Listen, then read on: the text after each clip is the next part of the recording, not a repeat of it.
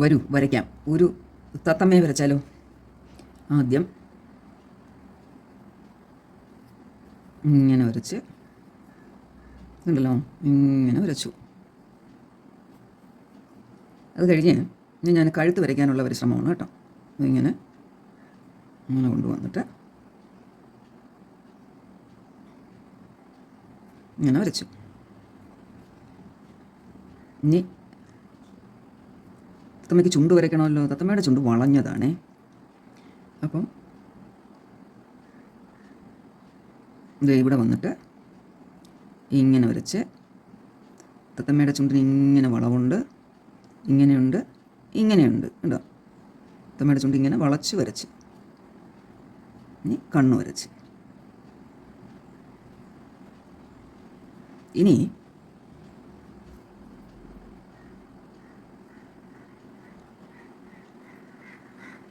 തത്തമ്മയ്ക്ക് ബോഡിയുടെ ബാക്കി ഭാഗം വരയ്ക്കാം.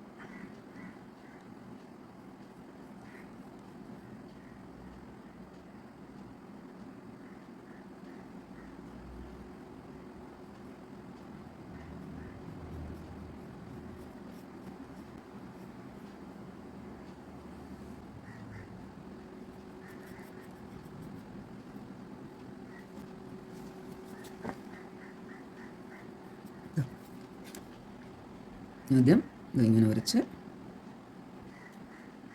ഇവിടെ നിന്ന് ഇങ്ങനെ വരച്ച്,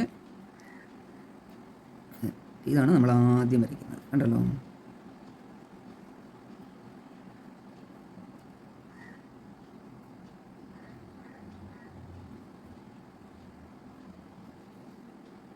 ഇവിടെ ഇങ്ങനെ വരച്ച്, തത്തമ്മയ്ക്ക് വളഞ്ഞ ചുണ്ടിങ്ങനെ വരച്ച്,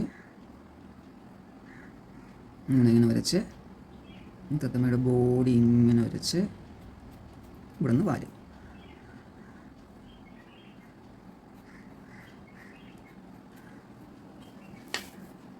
ഇനി തത്തമ്മ ഒരു മരത്തിലിരിക്കുന്നതായിട്ട് വരയ്ക്കണം.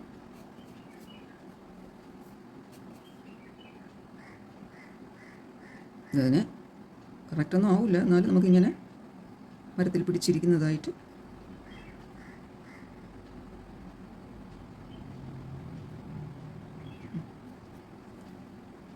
കഴുത്തിൽ തത്തമ്മയ്ക്ക് ഇങ്ങനെ ഒരു അടയാളമുണ്ട് കേട്ടോ.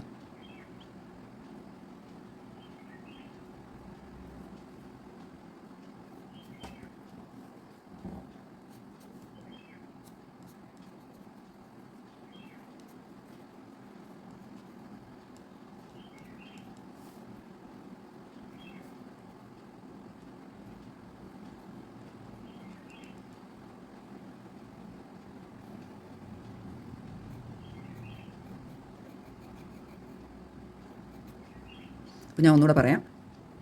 ആദ്യം നമ്മൾ ഈ ചിറക് വരച്ച് വയ്ക്കും ഉണ്ടല്ലോ. എന്നിട്ട് ഇവിടെ നിന്ന് കഴുത്ത് ഇങ്ങനെ വരയ്ക്കും. ഏകദേശം കൊണ്ടുവന്നിട്ട് ഈ തല വരയ്ക്കണം.